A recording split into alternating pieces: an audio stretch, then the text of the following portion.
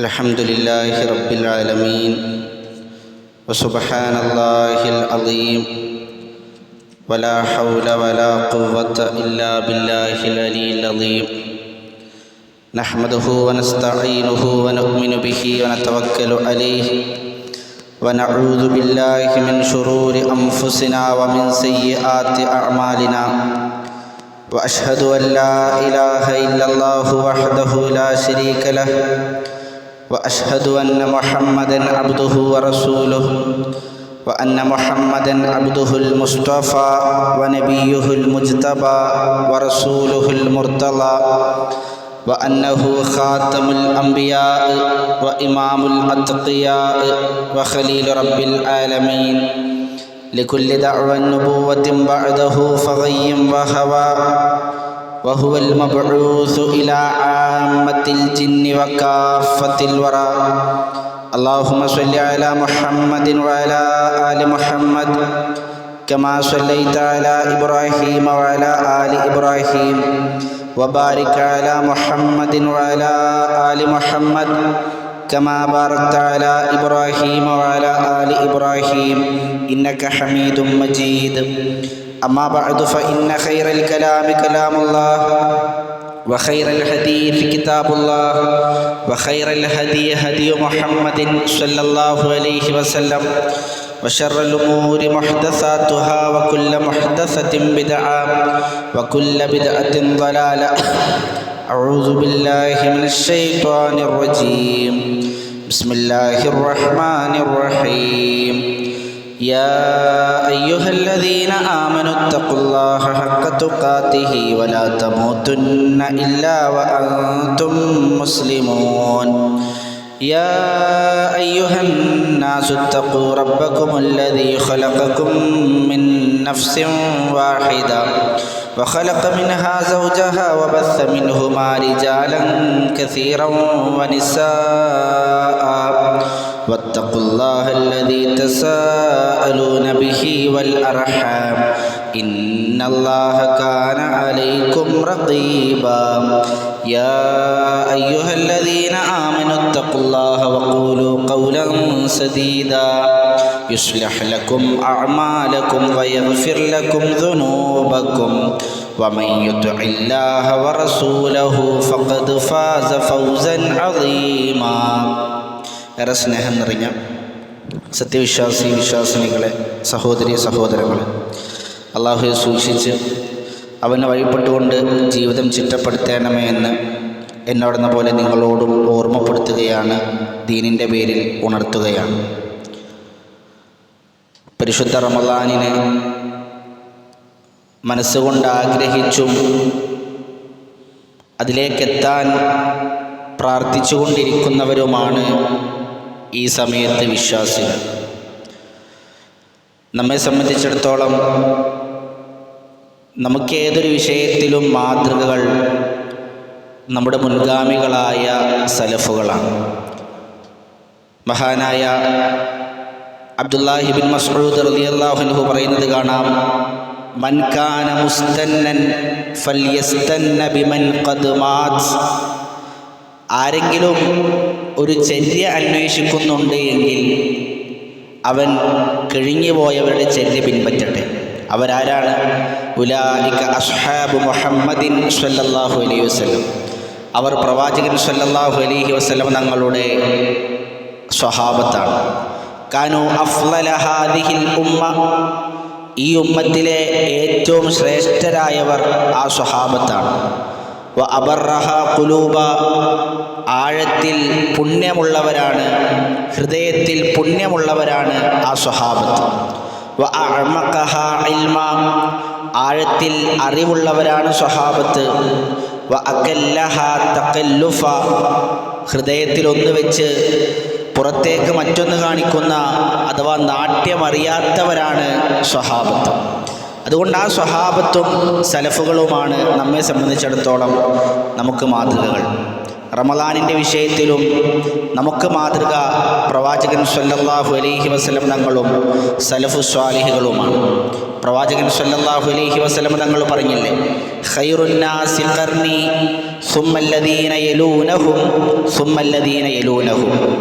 എൻ്റെ ഉമ്മത്ത് അതിലേറ്റവും ഉത്തമരായിട്ടുള്ളവർ എൻ്റെ തലമുറയാണ്, അഥവാ സ്വഹാബത്തിൻ്റെ തലമുറയാണ് ഈ ഉമ്മത്തിലെ ഏറ്റവും ശ്രേഷ്ഠരായിട്ടുള്ളത്. അതിനുശേഷമുള്ള തലമുറയും അതിനുശേഷമുള്ള തലമുറയുമാണ് എന്ന് റസൂലുള്ളാഹി സ്വല്ലല്ലാഹു അലൈഹി വസല്ലം പഠിപ്പിക്കുന്നു.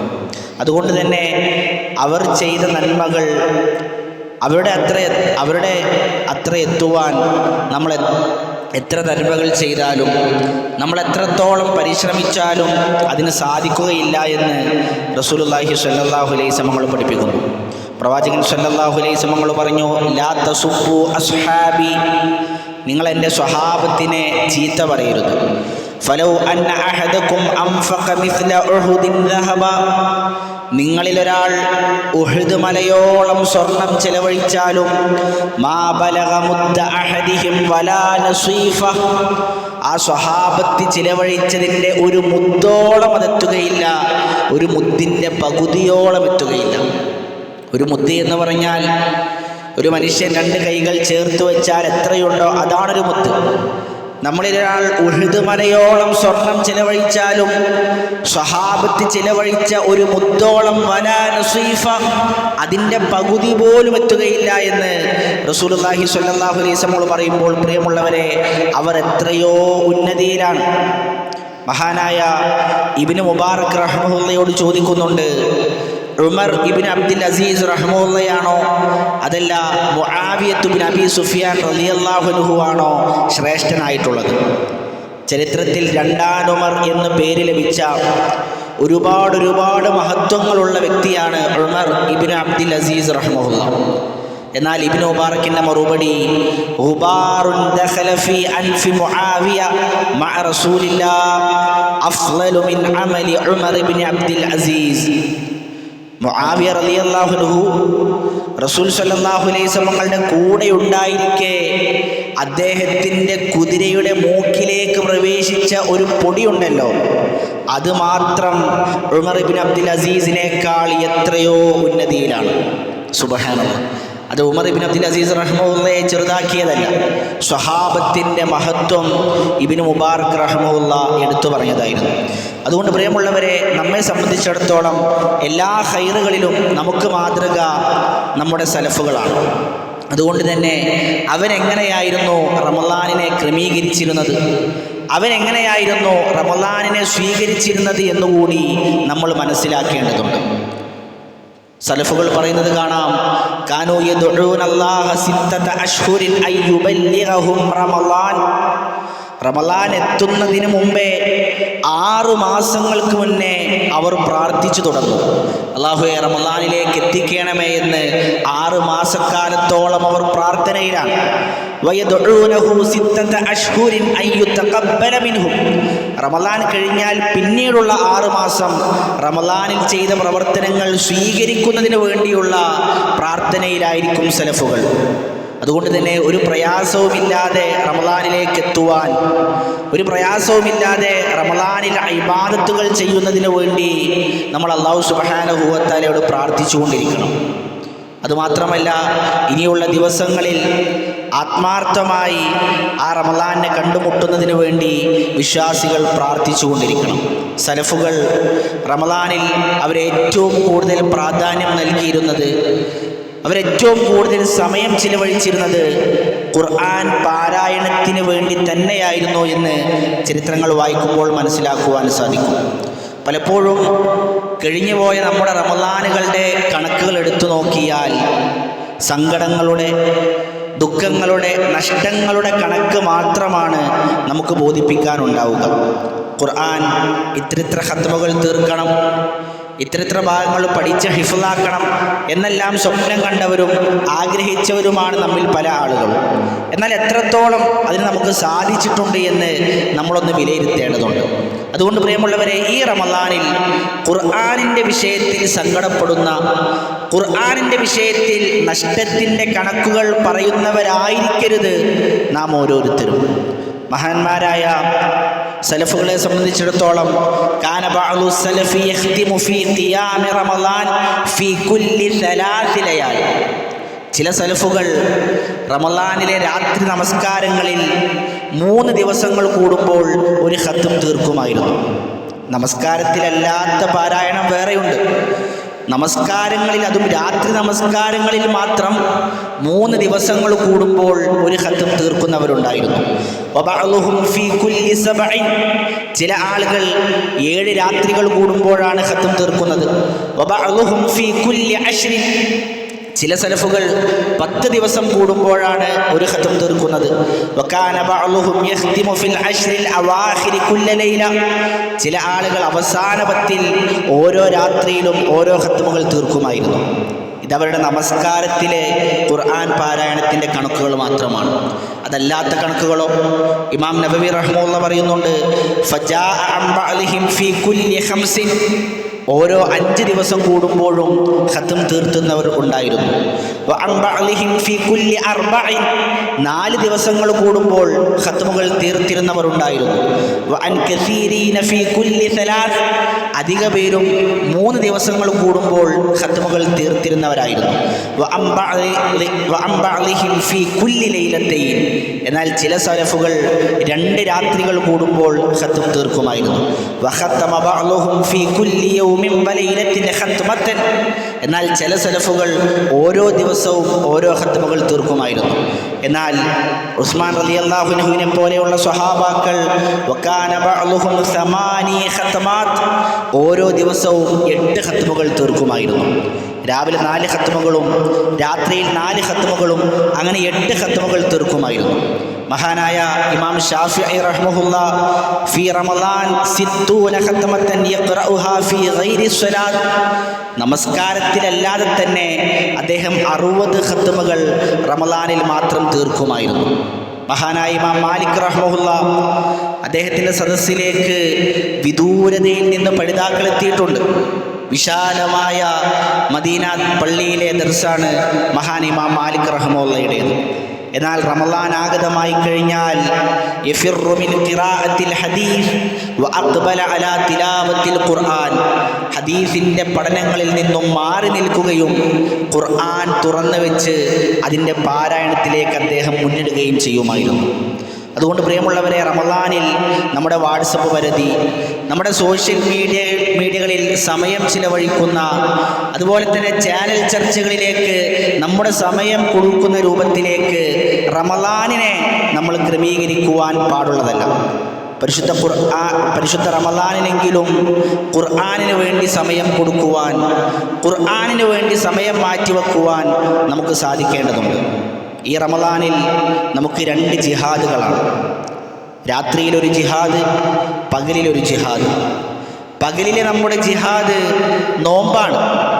അല്ലാഹു സുബ്ഹാനഹു വ തആലയ്ക്ക് വേണ്ടി ഈ ശക്തമായ ചൂടിലും ഈ ശക്തമായ വെയിലത്തും അന്നപാനീയങ്ങൾ ഉപേക്ഷിച്ചു വെച്ചുകൊണ്ട്, ലൈംഗിക ബന്ധങ്ങളിൽ നിന്ന് വിട്ടുനിന്നുകൊണ്ട് ഒരു മനുഷ്യൻ അള്ളാഹുവിൻ്റെ പ്രതിഫലം ആഗ്രഹിക്കുമ്പോൾ അതൊരു ജിഹാദാണ്.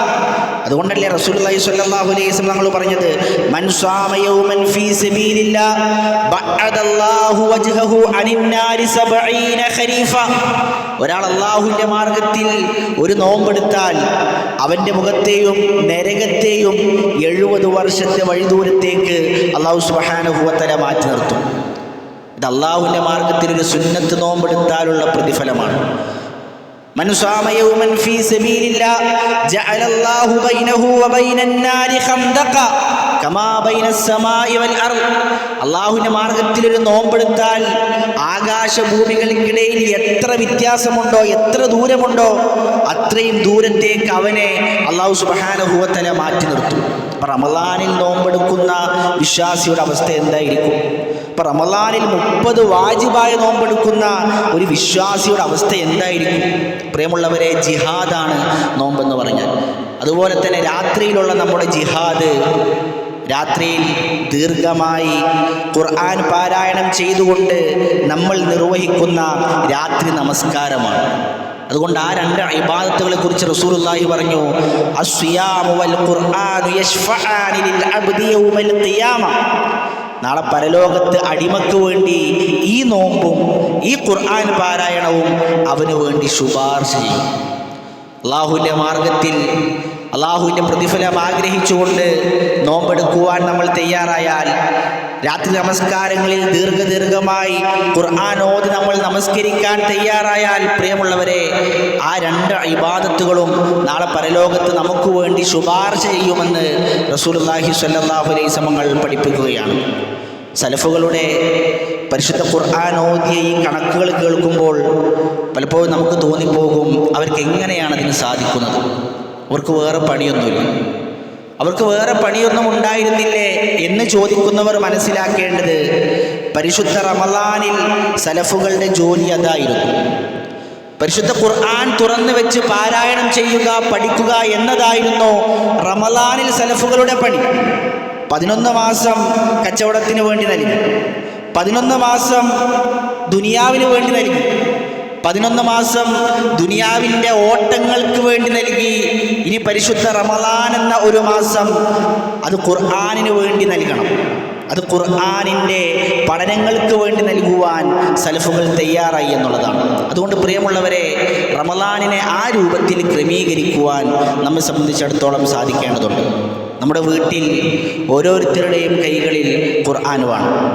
നമ്മുടെ മക്കൾ ഖുർആൻ തുറന്നു വായിക്കണം.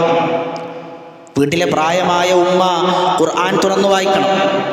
നമ്മുടെ ഭാര്യ ഖുർആൻ തുറന്നു വായിക്കണം. നമ്മൾ ഖുർആൻ തുറന്നു വായിക്കണം. അങ്ങനെ എല്ലാവരും ഖുർആനിന് മുന്നിൽ ഹൃദയം തുറന്നു വെക്കുന്ന ഒരവസ്ഥ ഈ റമളാനിൽ ഉണ്ടാക്കുവാൻ നമ്മെ സംബന്ധിച്ചിടത്തോളം സാധിക്കേണ്ടതുണ്ട്. ഇനി ചില ആളുകൾ, ഉസ്താദെ അതിന് ഓതാൻ കഴിയുകയില്ല എന്നാണ് അവരുടെ പരാതി. കേൾക്കാൻ തടസ്സമില്ലല്ലോ, ചെറിയ പ്രായത്തിൽ പഠിക്കാനുള്ള അവസരമുണ്ടായില്ല, സങ്കടമുണ്ട്, ഇപ്പോൾ വാർദ്ധക്യത്തിലെത്തി, അക്ഷരങ്ങൾ കാണാൻ കഴിയുന്നില്ല, മങ്ങിയിട്ടാണ് കാണുന്നത്. ശരി, അങ്ങനെയാണെങ്കിൽ ഖുർആൻ കേൾക്കാൻ തടസ്സമില്ലല്ലോ. എത്ര നല്ല കാര്യങ്ങളുടെ ഖിറാഅത്തുകൾ നമുക്ക് യൂട്യൂബിൽ ലഭ്യമാണ്. അതുകൊണ്ട് ഖുർആൻ കേൾക്കുവാൻ പ്രിയമുള്ളവരെ റമളാനിൽ നമ്മൾ സമയം കണ്ടെത്തണം. രാവിലെ സുബഹിന് ശേഷം 10 പേജ് ഖുർആൻ ഓതാൻ സാധിച്ചാൽ, മഗ്രിബ് മുതൽ ഇശാ വരെ സമയമുണ്ട്, ആ സമയത്ത് 10 പേജ് കൂടി ഖുർആൻ ഓതാൻ സാധിച്ചാൽ ഒരു ദിവസം ഒരു ജുസ്ഉ തീർക്കാം. ഇനി അങ്ങനെ സാധിക്കുകയില്ലേ, ഓരോ ഫർള് നമസ്കാരങ്ങൾക്ക് ശേഷവും 4 പേജ് വീതം ഓതിയാൽ ഒരു ദിവസം കൊണ്ട് ഒരു ജുസ്ഉ തീർക്കാം. ഒരു മാസം കൊണ്ട് ഖുർആൻ ഒരു തവണ പൂർണ്ണമായി ഓതാം. ഓരോ ഫർള് നമസ്കാരങ്ങൾക്ക് ശേഷവും 8 പേജുകൾ ഓതിയാൽ ഒരു റമളാനിൽ 2 തവണ ഖുർആൻ പൂർണ്ണമായി ഓതുവാൻ സാധിക്കും. അതുകൊണ്ട് ഖുർആനുമായി നല്ലൊരു ബന്ധം റമളാനിൽ ഉണ്ടാക്കിയെടുക്കുവാൻ നമ്മൾ ശ്രദ്ധിക്കേണ്ടതുണ്ട്. പരിശുദ്ധ റമളാനിൽ സലഫുകൾ മത്സരിച്ച മറ്റൊരു വിഷയം നോമ്പ് തുറപ്പിക്കുന്ന വിഷയത്തിലാണ്. റമളാനിൽ നമ്മൾ നോമ്പുകാരാണ്, ത്യാഗങ്ങൾ സഹിച്ചുകൊണ്ട് നമ്മൾ നോമ്പിലാണ്, നമുക്കതിനുള്ള പ്രതിഫലമുണ്ട്. റസൂലുള്ളാഹി സ്വല്ലല്ലാഹു അലൈഹി വസല്ലം പഠിപ്പിച്ചില്ലേ, വലിസ്വാഇമി ഫർഹത്താനി, നോമ്പുകാരന് 2 സന്തോഷമുണ്ട്. ഒന്നാമത്തവൻ്റെ സന്തോഷം ഇൻദ ഫിത്രിഹി, നോമ്പ് തുറക്കുന്ന സമയത്ത് നാടിഞരമ്പുകൾ നനയുമ്പോൾ, ദാഹിച്ചു വലഞ്ഞ തൊണ്ടയിലേക്ക് വെള്ളമെത്തുമ്പോൾ നമുക്ക് സന്തോഷമാണ്. രണ്ടാമത്തെ സന്തോഷം വഇൻദ ലിഖാഇ റബ്ബിഹി, നമ്മൾ നോറ്റ നോമ്പ് കൊണ്ട് അള്ളാഹുവിനെ കണ്ടുമുട്ടുമ്പോഴുള്ള സന്തോഷമാണ്. പ്രിയമുള്ളവരെ, ഇതിന് പുറമെ മറ്റൊരുത്തൻ്റെ നോമ്പിൻ്റെ പ്രതിഫലം കൂടി ഓരോ ദിവസവും നമുക്ക് കരസ്ഥമാക്കുവാൻ സാധിക്കും. അതെങ്ങനെ? മറ്റുള്ളവനെ നോമ്പ് തുറപ്പിച്ചുകൊണ്ട്. റസൂലുള്ളാഹി സ്വല്ലല്ലാഹു അലൈഹി വസല്ലം പറഞ്ഞില്ലേ, മൻ ഫത്തറ സ്വാഇമൻ കാന ലഹു മിസ്ലു അജ്രിഹി, ഒരാളെ നോമ്പ് തുറപ്പിച്ചാൽ അവൻ്റെ അതേ പ്രതിഫലം നോമ്പ് തുറപ്പിച്ചവന് കൂടിയുണ്ട്. സുബ്ഹാനല്ലാഹ്. അതുകൊണ്ട് നോമ്പ് തുറപ്പിക്കുക എന്നതിന് നമ്മൾ വളരെ ഗൗരവമേറിയ ഒരു ശ്രദ്ധ നൽകേണ്ടതുണ്ട്.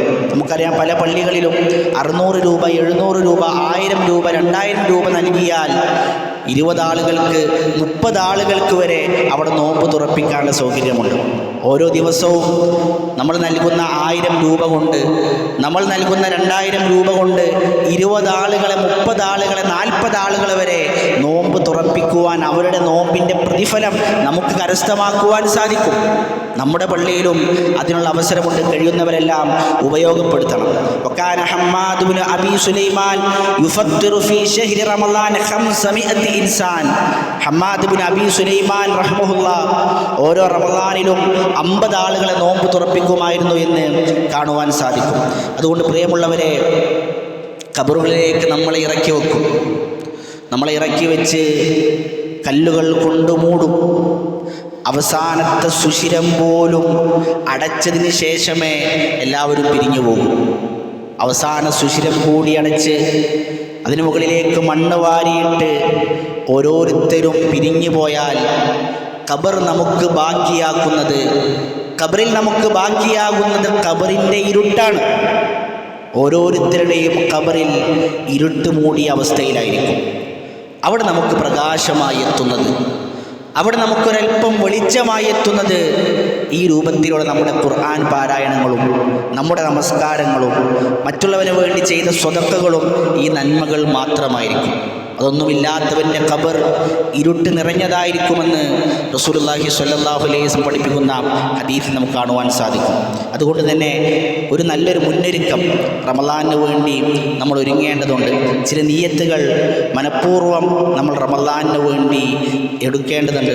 അല്ലാഹു സുബ്ഹാനഹു വ തആല നല്ല രൂപത്തിൽ റമളാനിലേക്ക് എത്തുവാനും റമളാനിൽ 30 നോമ്പുകളും നല്ല രൂപത്തിൽ നോൽക്കുവാനും ഒരുപാട് ഇബാദത്തുകളിലേക്ക് മുന്നേറുവാനുമുള്ള നല്ല തൗഫീഖ് നമുക്കേവർക്കും നൽകി അനുഗ്രഹിക്കുമാറാകട്ടെ.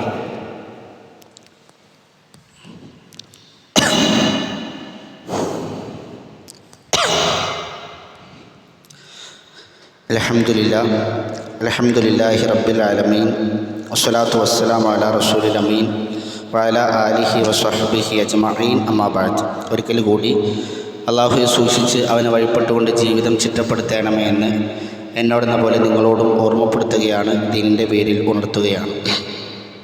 പ്രിയമുള്ളവരെ, റമളാനിൽ